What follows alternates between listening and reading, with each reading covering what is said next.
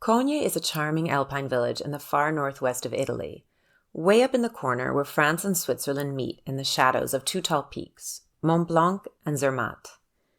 Cogne is right on the northern edge of the giant national park Gran Paradiso, an ecosystem which has helped save the ibex from the brink of extinction. The ibex is a type of wild mountain goat with large curved horns. This is the animal you see in Alpine pictures, standing solitary on a high-up rock, and you wonder how he ever got there in the first place. Cogne itself has the same altitude as Denver, 1,500 meters above sea level, or 5,000 feet.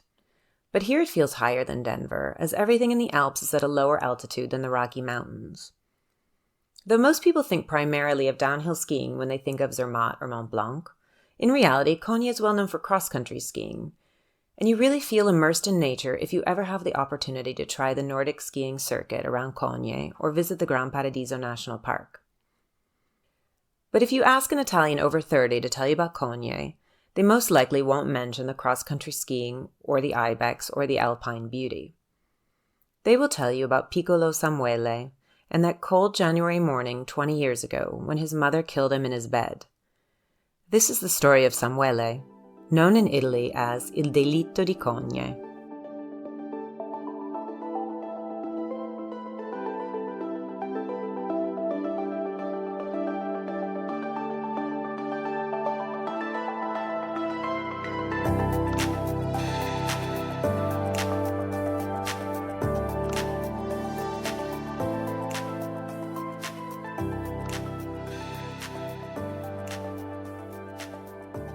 Hello and benvenuti to Italian True Crime. Today's story is rough and deserves a special warning. We are speaking of filicide, the murder of a child by a parent. This story takes us back to the morning of January 30th, 2002. In the lovely village of Cogne lived the family Lorenzi. The Lorenzis were a nice young family of 4 at the time, having 2 young boys and a charming mountain home. The mother, Anna Maria Franzoni, was born on August 23, 1971, and was 30 years old when the story begins. Anna Maria was not an Alpine girl by birth. She was raised in an incredibly small town called San Benedetto Val di Sambro. We are talking a population of about 170. San Benedetto Val di Sambro is located in the hills between Bologna and Florence in the province of Bologna.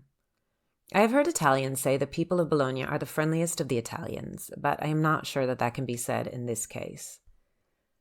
Her husband, Stefano Lorenzi, was also in his early 30s when this story takes place. He was an electrical engineer and did some work as well in the municipal offices in town. Their oldest son, Davide, was born in 1995, and his little brother, Samuele, was born November 12, 1998. The oldest was 7 and his brother was 3 when this tragic story begins in the first month of the new year, January 30th, 2002. That night had been a tough one. First there was piccolo Samuele, as he has been known for the past 20 years, little Samuele. The family was trying to get him to sleep in his own little bed, but he would cry and had capricci, or little tantrums. That night he was crying, and so according to Anna Maria, she brought him into their big family bed where she and Stefano slept, so he could at least get a little more sleep. As for Anna Maria, her situation must have been much worse. At 5:58 a.m., her husband Stefano called the emergency number 118, telling the operator his wife was having trouble breathing and was having what he called a malaise. The responding doctor wrote down in the report that Anna Maria was having an anxiety attack and had symptoms of the flu. Anna Maria had been having similar problems for a while now.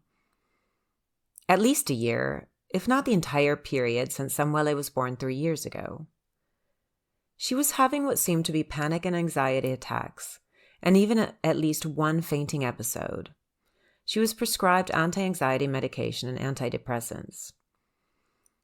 Sadly for what is coming next, it doesn't seem like she was getting the help she needed. At 7:30 a.m., Stefano left for work, leaving Anna Maria home with the 2 boys. From 7:30 to 8, she was busy getting her oldest son ready for school, and at about 8:15, she put on a jacket to walk the 200 meters to the bus stop down the street where she waited with her oldest son for the bus to come to take him to his elementary school. The bus came at 8:20, and she waved goodbye. She then headed back to the house where Samuele was left alone for the short time, about 10 minutes. At 8:27, Anna Maria makes the first of 3 frantic calls. The first is to her friend, who lives nearby and who most importantly is a doctor, Dottoressa Ada Satragni. Anna Maria starts the call by screaming into the phone that Samuele's head had exploded. "A Samuele è scoppiata la testa," is what she had said in Italian, and this can be translated in so many ways, but every way I have seen it translated in English, it sounds unreal, like a word that should never happen to someone's head. It is unnerving that this is the way she explained it to Dr. Satragni. As the doctor is running over, Anna Maria dials 118 at about 8:28 a.m. The call is public, and you can hear it on YouTube. I will post a link to the video in the show notes. She is frantic and hysterical, as you would expect a mother to be in these circumstances. She is barely able to give her address, and the operator has trouble understanding her, continuously pleading with her to calm down. She tells the operator that Samuele is vomiting blood. After hearing in so many cases about red flags in 118 calls, this one didn't have any. Some that have followed the case closely note that she is a great actress and able to go from hysterical to calm, as if everything is just a stage for her. But hearing this call, you hear only the desperation in her voice. After the 118 call, she called her husband's office. The secretary answered, and since Stefano wasn't in, Anna Maria told the secretary that she had to get this message to Stefano immediately, that Samuele was dead. The crazy thing is that at that moment, Samuele wasn't dead. He wouldn't actually die for almost 2 hours. At this point, Anna Maria is still home alone. The doctor hadn't arrived yet, and so she starts yelling for her closest neighbor, Daniela Ferrod, who hears her and comes running. Daniela is the first witness and sees Samuele lying still in the matrimonial bed with blood everywhere, even on the ceiling, she said. At 8:32, the doctor and friend arrived and began first aid. She cleaned him up and gave him an injection of cortisone. At 8:51 a.m., a helicopter arrived with the Alpine emergency services. Dr. Lanisi arrived. He saw Samuele still alive, trying so hard to breathe, but in a comatose state. The rescuers put Samuele in the helicopter and left for the Aosta hospital, where they arrived at 9:47 a.m. By 9:55, he was pronounced dead. Anna Maria did not join him on the helicopter to the hospital, and it's not clear if she wasn't allowed or she chose not to. The autopsy results arrived, and Samuele had received 17 blows to his head with a blunt object. They found micro traces of copper in his skull, which they think would have come from the weapon. His hands had wounds on them, leading them to believe he had tried to defend himself. Back at the Cogne Lorenzi home, the Carabinieri had arrived to question both parents, and Anna Maria waited for her husband to return home. She ran into his arms crying. She seemed distraught, but a police officer standing nearby overheard her ask Stefano if they could have another baby, if he would help her make another baby as soon as possible. This type of comment is what made her the first and only suspect almost immediately. This and the fact that there was absolutely no evidence of any stranger or outsider coming into the home. No neighbors had seen anything. Anna Maria at first said she had closed the door like she always does, but then later she changed her story and she said she left the door open.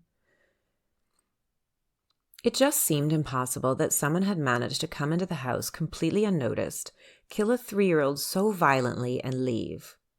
Nothing had been taken from the home, and nothing else in the home was disturbed other than the scene of the murder. The crime scene had been disturbed by the original arrival of Anna Maria's friend, Dr. Satragni, who had moved the boy herself to improve first aid and to help him to the helicopter. When Anna Maria would be arrested 40 days later, the accusation and motivation were heavily based on the evidence found at the scene with the help of luminol to find traces of blood. Abundant traces were found on Anna Maria's pajamas, which were found partially hidden between the bed covers only a few hours after the crime. Bloodstains were found on the soles and inside of the mother's slippers. No traces of blood were found anywhere in the house that could have been attributable to a third party, such as footprints or handprints. The family phones were tapped as is customary, and her strange conversations didn't do her any favors. She was overheard in conversations with her husband, her father, and other relatives discussing how to provoke some neighbors to confess. At one point, her father made the observation that it would be better if it was someone without children. Anna Maria's father, speaking with Stefano, talked about the possibility of having a hammer found on the neighbor's land. But though these 40 days between the murder and the first arrest were technically a period of investigation and gathering evidence, Cogne was far from being the quiet village it always had been. Rory Carroll, a journalist from The Guardian, called the Cogne case Italy's answer to O.J. Simpson, a media circus turning the justice system into a soap opera. He said that camera crews had turned Cogne into a film set. Italy loves a good cronaca nera, which is the Italian term for dark news, and here there was everything. The beautiful young housewife, the quaint little Alpine village, and this inexplicable murder committed. And the housewife Anna Maria, her behavior was so bizarre. Italians were dissecting her every move, her emotional interviews. It was like catnip, and everyone had an opinion. It's probably better this all happened in 2002, years before social media. As it was, her interviews were so in demand, she brought in 10 million spectators for one with Porta a Porta, a well-known talk show back in the day. People loved tuning into these interviews as there would always be something about her to dissect. For example, in one interview, after Anna Maria sobbed through an entire recounting of events of that morning, once the cameras turned off, she let out the phrase, "Did I cry too much?" On March 14th, she was formally arrested. By then, she was already living far away at her parents' home, the one by Bologna. She was only in prison about 2 weeks when the Torino court freed her once more. It was now that the prosecution worked hard to make the case against Anna Maria, and of course her defense team to prepare their arguments. Her defense team was led by the controversial Carlo Taormina, who was an ex-government official and close friend of Prime Minister Berlusconi. The defense argued that there was no time for her to commit this murder in the short window from about 8:22 to 8:27, also change and hide her clothes. They argued that the blood found on the pajamas was because she had already changed and the pajamas had been left in the bed. The defense argued that the murderer waited until Anna Maria left with Samuele's brother and then snuck into the villa with the motive to spite Anna Maria, though other motives have been hinted at, such as rape. This person then unexpectedly found Samuele in bed and, seized with agitation, would have hit Samuele a series of times to then flee without completing any intent the criminal had. All this in less than 8 minutes, which of course was also a period of time consistent with the dynamics of the facts as declared by the prosecution itself, and all this without leaving any trace of blood in any other room of the house or outside it, and without either Anna Maria nor the school bus driver nor anyone else in town being aware of his presence. Rumors of other theories abounded.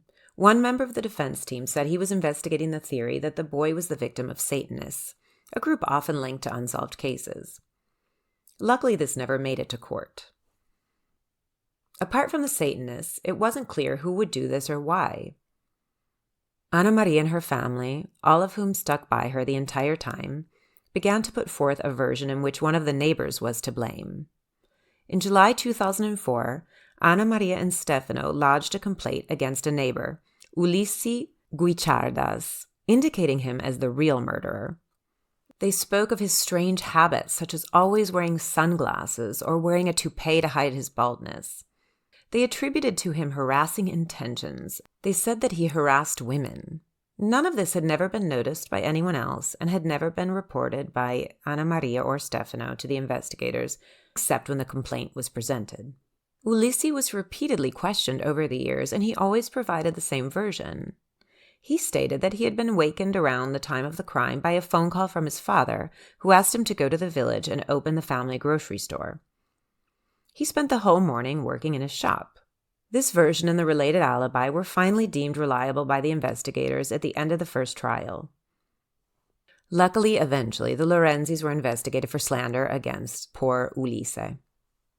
Once the defense realized that Ulisse had a good alibi, heavy illusions began to emerge regarding another neighbor, Daniela Ferrod, with whom it seems that Anna Maria Franzoni had had some trivial disagreement in the past. In spite of the accusations made by Anna Maria, Daniela Ferrod was the first person she called to help. Daniela was investigated as well, but similarly to Ulisi, was completely exonerated. On July 19, 2004, Anna Maria was found guilty and sentenced to 30 years for aggravated murder. On April 27, 2007, the Torino Court of Appeals reduced the penalty to 16 years for homicide, and in 2008, the Court of Cassation confirmed the appeals court decision. While awaiting sentencing, the courts determined that she could remain free, as they did not deem any danger such as escape, tampering with evidence, or repetition of the offense. She did still have a son, so the repetition of the offense should have seemed likely. Not only did she still have her oldest son, but Anna Maria had gotten pregnant again, just like she wanted. Her third son was born in just 2003. After spending 6 years in jail, in 2014 she began a period of house arrest. She was definitively free as of September 2018, after only serving a little over 10 years. Over the years, Anna Maria has been the subject of psychological and psychiatric surveys by experts. Reports have been published of a personality affected by hysterical neurosis, i.e., inclined to theatricality and simulation, unable to maturely evaluate the problems of everyday life. With the birth of her second child, Samuele, she seems to have experienced stress or difficulty in managing the house and 2 small children. It was never officially diagnosed whether this was postpartum depression. Anna Maria had turned to her friend Dr. Satragni for these difficulties, obtaining a prescription for a mild antidepressant, which he appears never to have used. Speaking of her diagnosis, in the appeal sentence, the defendant was in fact considered to be fully sane at the time of the crime. In fact, the reasons for the sentence, released on October 19, 2007, read, "The court cannot fail to take into account the fact that Anna Maria Franzoni suffered from a real disorder, which falls into the category of clinically recognized pathologies, but which in the juridical criminal system in force does not in itself constitute an infirmity that causes mental vice." Anna Maria continues to proclaim her innocence, and she has stopped doing interviews. Her husband has stayed by her side, never wavering in his support of her innocence. For them, it was a neighbor. They don't live there anymore, which would be difficult once you've accused most of your neighbors of murder. There is a small conspiracy theory out there, found in a few sources. And this is Italy, so every cronaca nera must have a conspiracy. Here the question revolves around the father, Stefano Lorenzi. You see, both Anna Maria and Stefano are from the Emilia-Romagna region of Italy. So how did this family end up a world away, living almost off the grid in a hamlet of Cogne, up in Italy's extremities, almost dropped off the map completely? There is talk that Stefano gave key testimony in a case against a criminal organization known as the Bando della Uno Bianca. This organization was active in the 90s in Emilia-Romagna, committing over 100 criminal acts, specialized in armed robbery. They killed over 20 people and injured over 100. Nothing more was said about this conspiracy, but were it to be true, it could possibly add a new level of doubt. It seems the most likely scenario has to do with mental health issues, probably a very severe form of postpartum. When performing the autopsy and from interviews with the mother and doctor, it came out that Samuele had a dietary intolerance. This may have caused an imbalance in his mineral levels, such as calcium, and may have been in the early days of rickets. Rickets is a condition that affects bone development in children. It causes poor growth and soft, weak bones, and it can lead to bone deformities. In fact, his body at the time of his death was out of proportion. His arms and legs were very skinny, and his head was large. Doctors said it was just a growth and proportion issue and would work itself out over time. But Anna Maria seemed to perceive it more seriously and thought he would be deformed for his entire life. Some see this as a motive, and this would fit closely with the mental health struggle. Reporters and others who have followed this case closely over the past 20 years have been struck how adamantly Anna Maria proclaims her innocence. It is so convincing. You would think she's either really innocent or a great actress. But there is a third possibility. It would be possible that she suffered from dissociative amnesia, blocking out the event under great stress and then being completely convinced of her innocence. Most of the circumstantial information we have around the attack she was having over the past 3 years and since the birth of Samuele would seem to lead to this possibility. Her mental health issues and possibly severe postpartum could lead her to exaggerate any additional stress such as the tantrums or growth issues that Samuele was experiencing. Italy has come far in 20 years regarding mental health, and it would be interesting if this happened today, what the national discussion would have been about Anna Maria and Samuele. Thank you for listening to Italian True Crime, the English language podcast for Italophiles interested in lesser-known Italian crime and murder stories. This case really did rock the nation back in winter 2002.